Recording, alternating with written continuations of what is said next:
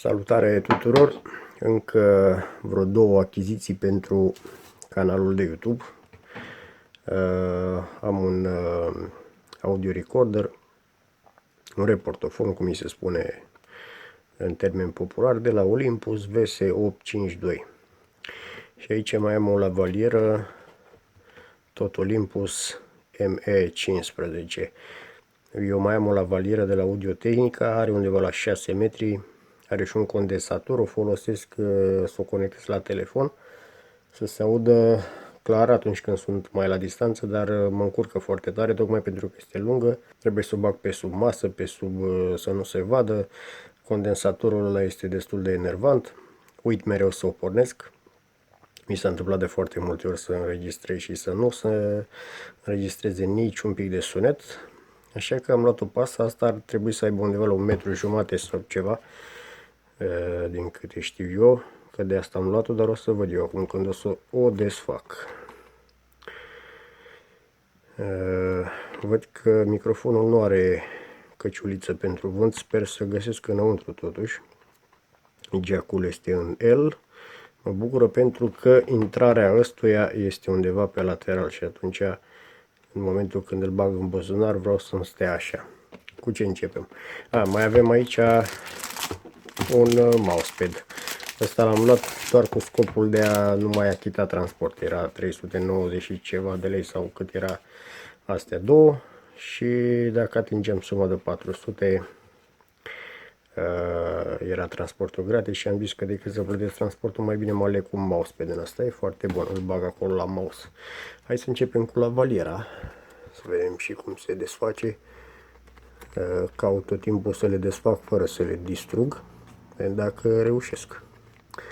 Ideea este că dacă sunt probleme, e cam nasol să te prezinți la cumpărător să-i spui, știi, am distrus ambalajul.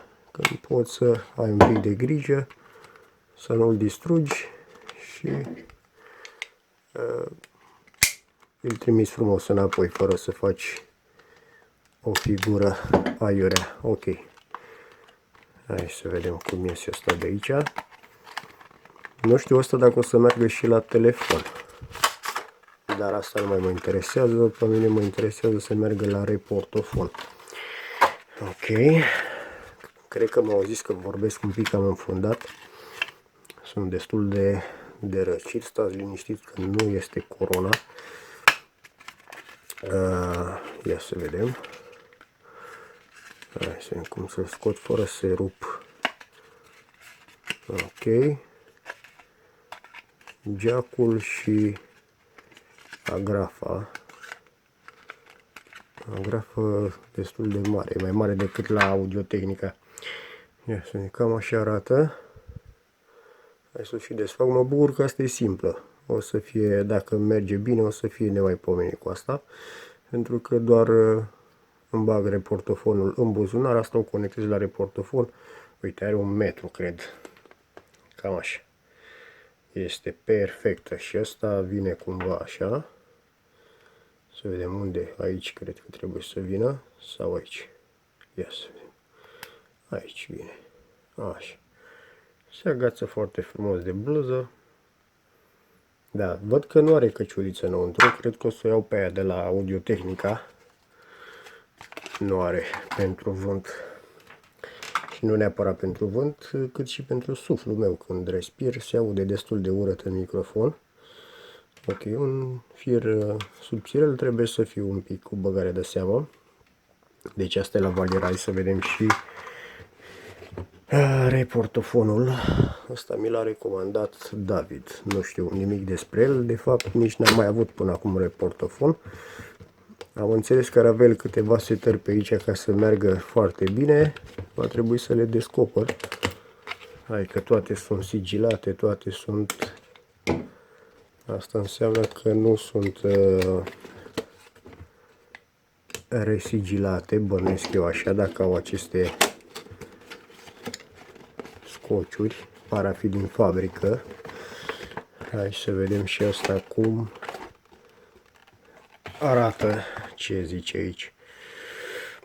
Deci înregistrează stereo, are două microfoane, două moduri, modul simplu și modul inteligent. O să vedem ce face modul inteligent, modul simplu. Da, destul de interesant. Stereo. Și aici ce mai zice? Deci putem înregistra 1040 de ore. Memoria e de 4 GB.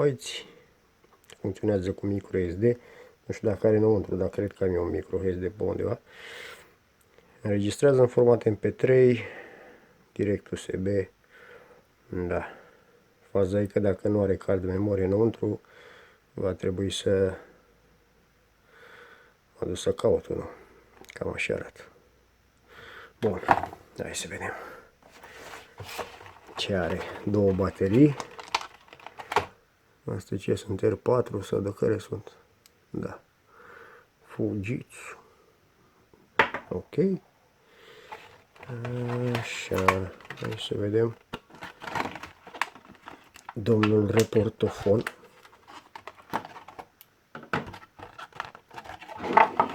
Mai are ceva pe aici.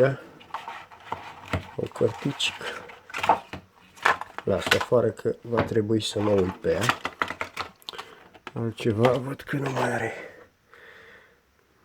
Acum, eu nu știu, dar parcă nu se vede bine aici la mine să poziționez eu altfel sub boxul ăsta. Nu știu dacă vedeți voi ceva. Cam așa arată. Văd că are aici pe ecran un... Ăsta e un autocolant, trebuie să-l desfac. Altfel nu pot să văd ce apare acolo. Sau am greșit, dar nu cred. Îl pun aici totuși, în cazul în care... Olympus. Da. Destul de mișto ăsta. Aici are un USB care iese așa. Hai mă, ce ai? Uite-l. După ce am înregistrat, l-am băgat direct în calculator, mi-am scos datele de acolo. Foarte mișto. Să vedem ce mai are aici. Off, hold on, hai, dar focalizează frumos. Dacă focalizezi. Power. Deci de aici se pornește și se închide. Aici este lăcașul pentru cardul de memorie pe care nu-l are. Și nici nu cred că are ceva memorie internă. Să fac așa o mică probă. O să văd acum. Aici ce mai e? Asta ce este aici? Habar n-am ce este aici. Ce face chestia asta? Nu știu. Aici se bagă probabil bateriile. Hai să le și bag.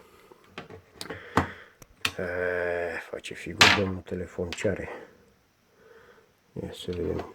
Plus, minus. Saca, paca. Uite așa. Pac. Și asta vine tot așa.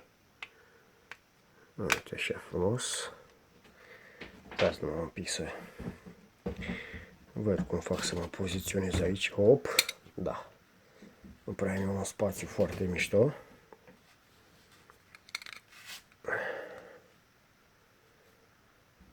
Și asta parcă a nebunit, nu mai vrea să focalizeze. Mai ce dracu are și asta. Ok.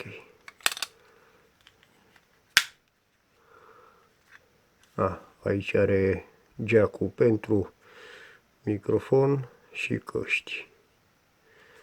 Bun. Microfoanele sunt aici. Unul aici. Ce imagine am eu aici, mă? Și unul aici. Bun. Aici nu știu ce este. Bun. Ia să vedem. Pornește. Trebuie să țin apăsat. Ok.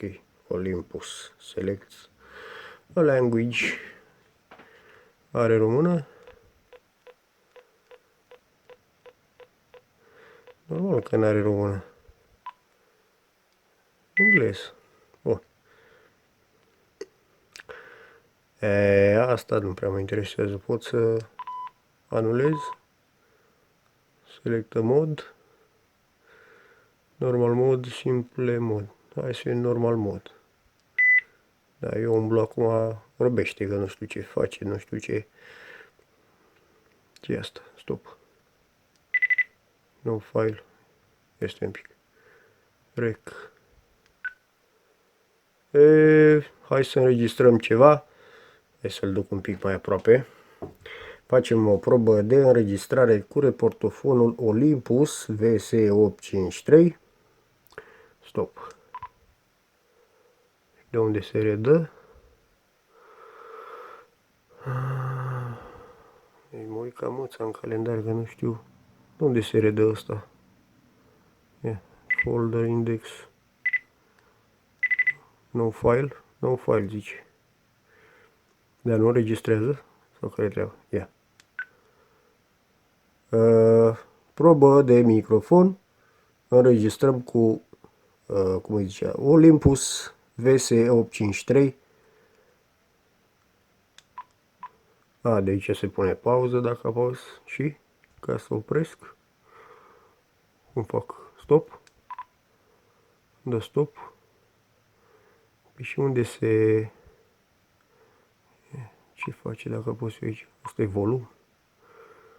Și aici...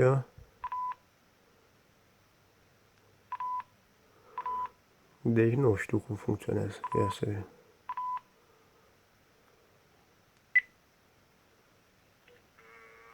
Probă de microfon.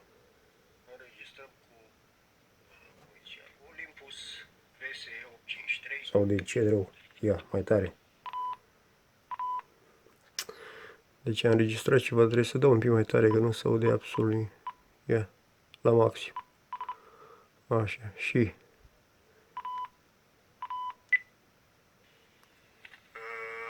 Probă de microfon. Înregistrăm cu, cum îi zicea, Olympus VS853. Se pare că se aude cam încet. Trebuie să-l gâdile un pic să vedem. Așa, ce mai are pe aici? Folder index. Nu știu ce face. Erase, așa, meniu. Meniu.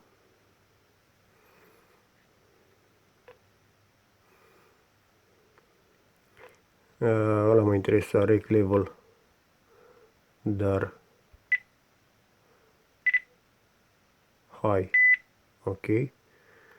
Rec mode. Păi, înapoi, dar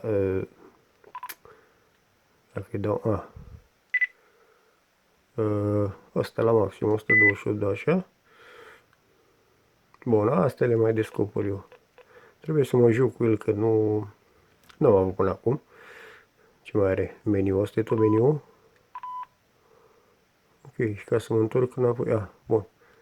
Are calendar aici. La ce îmi trebuie calendarul la reportofon? Meniu. Hai, acasă la ecranul principal, cum îi fac? Băi, e cam ciudățel. Unde se bagă lavaliera? Hai să vedem cu lavaliera. Am o moscă pe aici care mă tot enervează. Dar mie nu îmi place imaginea care se înregistrează. Nu știu ce se întâmplă în seara asta. Ori țin eu prost ăsta, ori... Deci aici. Pac. Hai să dacă apare vreun mesaj aici sau ceva. Și acum să mai înregistrez odată cu doamna lavalieră. Rec. Înregistrez cu lavaliera. Uite ce se mișcă asta până la maxim. Liniște. Left, right. Left, right. Înregistrează mono cu asta. Bun. Stop. Dacă mă redă, fără să scot lavaliera. De unde vine? Nu mai știu. Unde erau? Pe aici? Ia. Înregistrez cu lavaliera. Uite ce se mișcă asta până la maxim. Liniște. Left, right. Left, right. Înregistrează mono cu asta. Bun. Stop. Sau de cam înfundat. Nu înțeleg. Asta e băgată bine aici. Da. Deci înregistrează, funcționează, dar trebuie să-i găsesc eu setările. Trebuie să mă joc foarte serios cu el. Să văd care sunt cele mai optime setări pentru el. În schimb, îmi place că e mic, ușor. îl bag în buzunar cu lavaliera asta, întorc în sus. Ok. Eu de lavalieră mă tem, în rest reportofonul cred că e ok. Deci cam așa arată Olympusul. Da. Las, de fapt ce să mai las? Le-am luat de pe Musicare cu capa. Pachet. Reportofon cu lavalieră, cât era? 370 sau 375. Separat vă duce undeva aproape de 400. Deci cam așa funcționează. Sper să mă ajute foarte mult la celălalt canal, la Daniel DIY, că acolo mă confrunt cu probleme de sunet. Nu sunt niciodată mulțumit de cum se înregistrează sunetul acolo și sper că asta să mă salveze un pic. Cam atât, altceva n-am ce să vă mai spun. Vă salut și vă doresc o zi frumoasă.